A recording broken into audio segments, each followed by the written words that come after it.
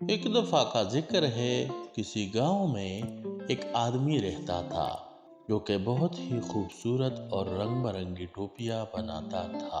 आदमी घर में टोपियां बनाकर उसे बाजार में ले जाकर बेचता था। टोपियां बेचकर उससे जो पैसे आते थे उससे वो आदमी अपना घर चला रहा था और हंसी खुशी जिंदगी गुजार रहा था। और आदमी की टोपियां गांव वाले बहुत पसंद करते थे।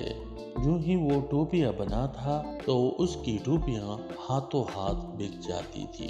एक दिन उसने सोचा कि क्यों ना मैं टोपियां दूसरे गांव ले जाकर बेच दूं।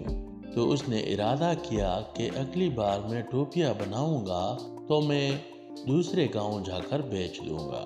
दोनों गांवों के बीच में एक जंगल आता था जिसमें बंदर रहते थे और बंदर बहुत शरारती थे।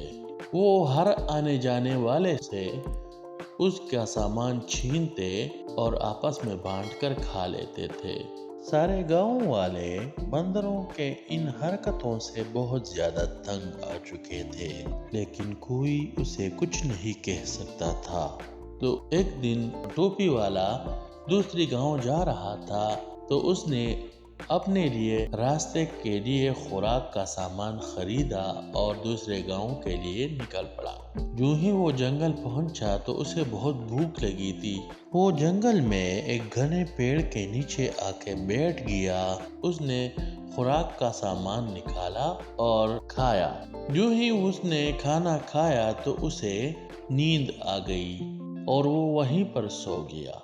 थोड़ी देर बाद जब उसकी आंखें खुली तो वो देखकर चौंक गया कि उसके टोकरी में से टोपियां गायब है और एक टोपी टोकरी में पड़ी है।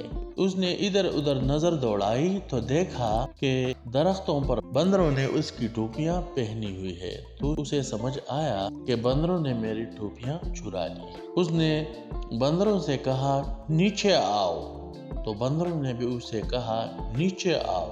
उसने बंदरों से कहा, मेरी टोपियां दे दो। तो बंदरों ने भी उससे कहा, मेरी टोपियां दे दो। तो वो आदमी सोचने लगा कि ये तो मेरी नकल उतार रहे हैं, क्यों ना इसके साथ कोई ऐसा तरीका किया जाए कि इससे मैं अपनी टोपियां वापस ले लूं। उसने अपनी वाली टोपी सर पर रखी और फिर उसे ऊपर हवा में उड़ाई और जमीन पर गिरा दिया।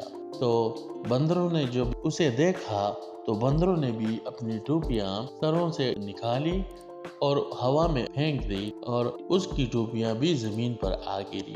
आदमी ने जल्दी जल्दी सारी टोपियां उठाई और टोकरी में रखी और दूसरे गांव की तरफ निकल पड़ा। और बंदर आदमी को देखते ही रह गए।